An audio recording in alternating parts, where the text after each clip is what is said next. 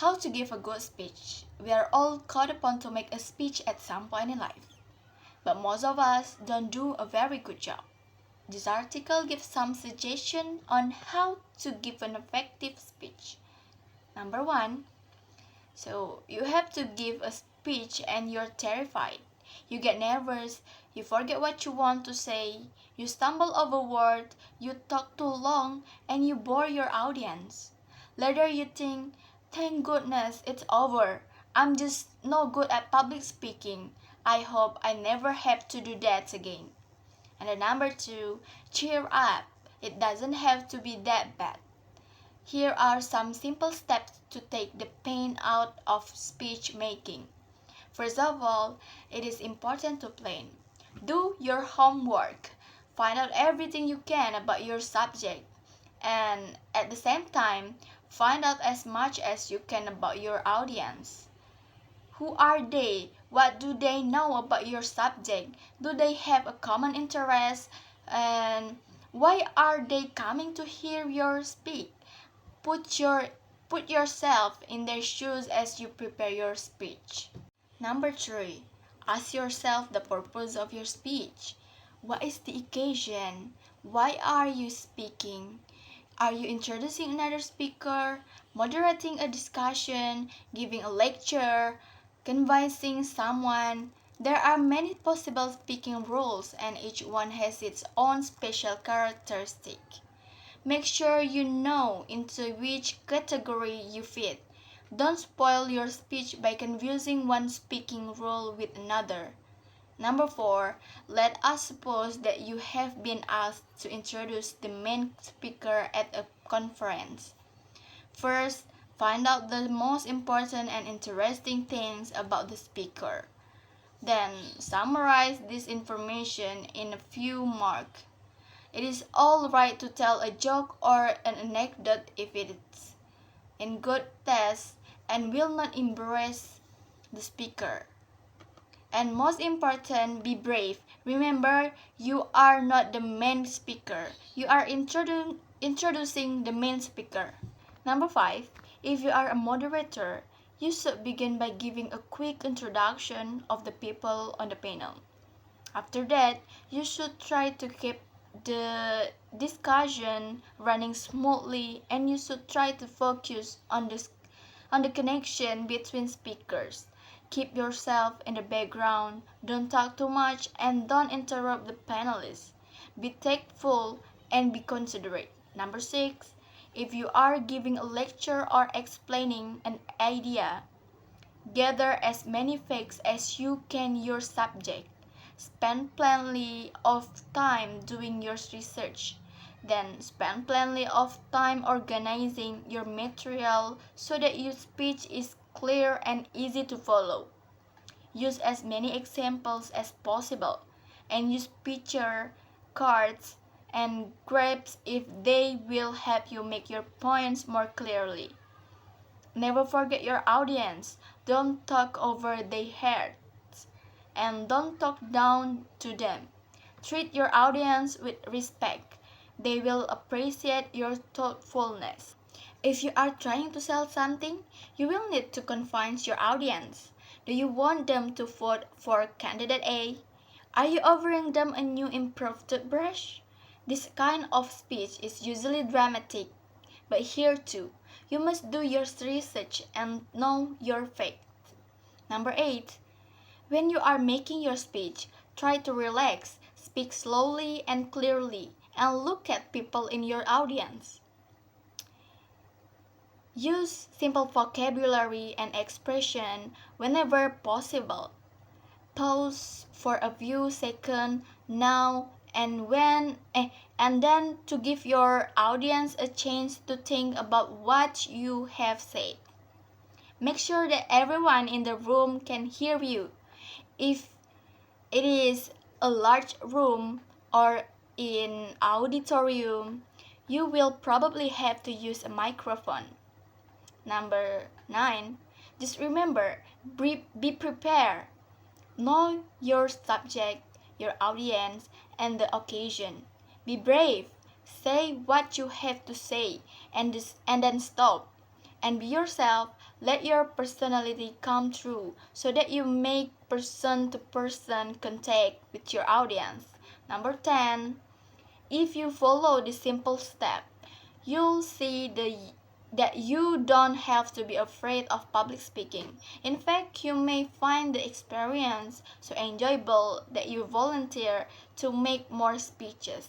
You are not confined yet.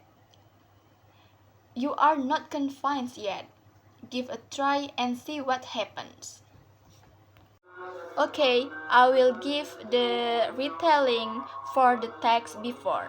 So, in the first paragraph, opens by describing how most people feel when they are asked to give a speech.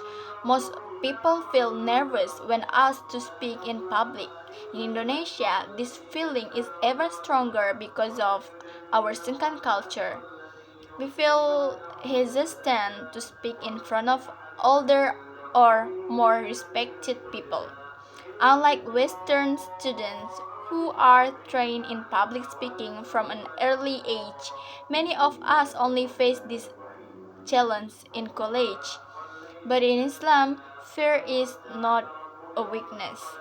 Even Prophet Musa alaihi salam prayed before speaking, Rabbi srohli sodri wa yassirli amri wahlul uqdatam min lisani yafqahu qawli, which asking Allah to ease his tongue so people could understand him.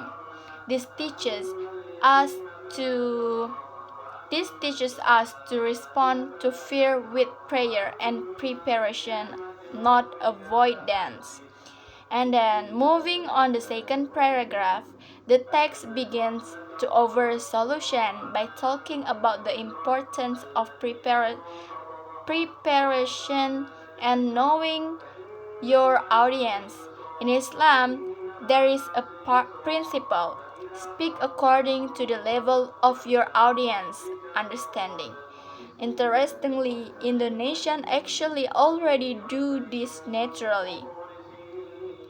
A village speaker automatically uses simple language without being formally taught. The difference is that the Western training, this is done consciously and systematically. So the challenge for us is to turn this natural habit into more deliberate skill. And then in the third paragraph, the text shifts to discussing the importance of knowing your speaking role. Every speaking role has its own rules. MC, moderator, or orator messing up these rules cause problems. In Indonesia, this happens quite often. At weddings, an MC sometimes talks too much about himself instead of focusing on the event. In Western professional setting, role boundaries are much stricter. This shows that we need to be more aware of our role before we start speaking. The fourth paragraph goes deeper into one specific role, introducing the main speaker.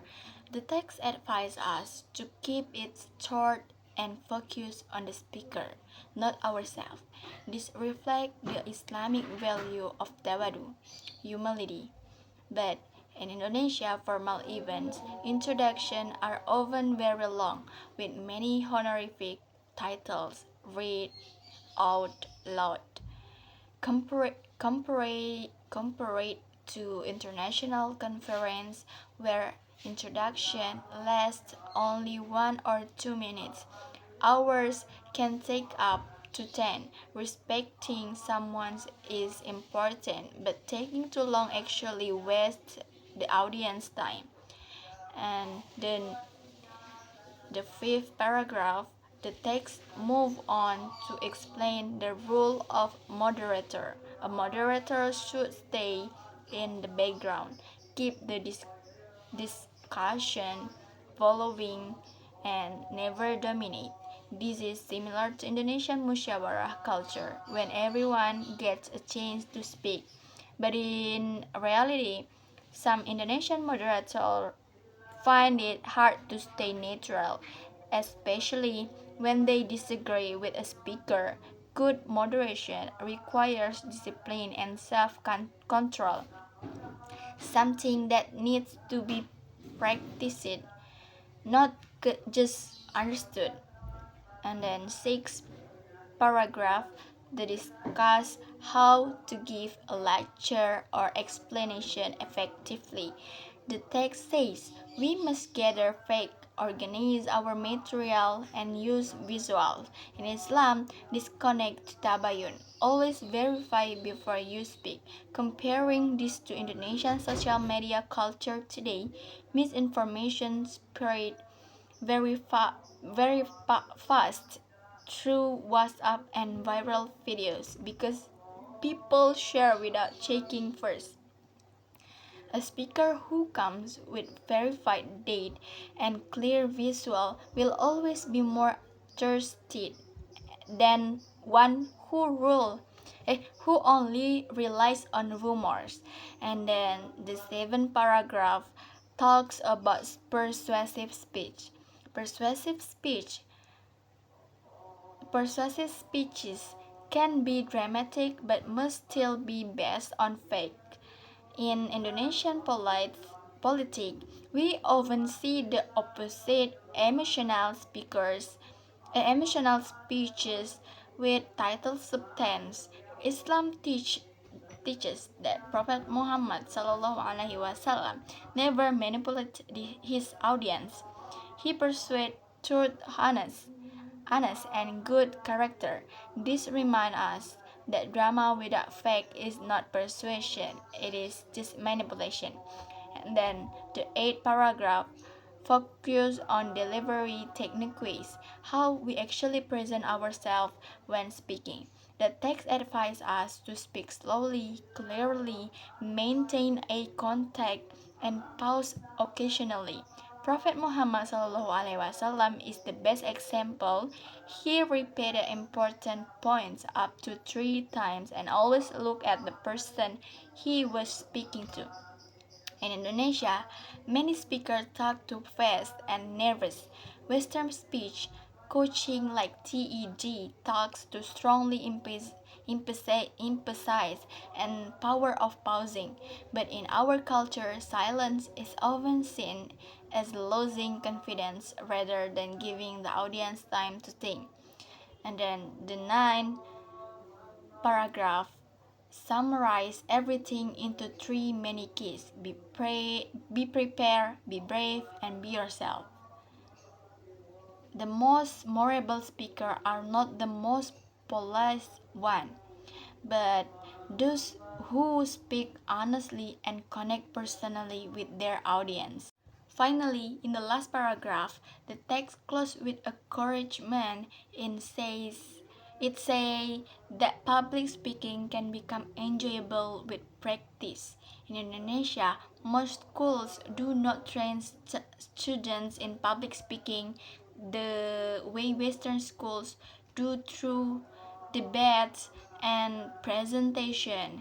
This is why many of us feel unprepared when the moment comes. Islam encourages talabul ilmi, never stop learning. The only way to overcome fear is to keep practicing and never give up.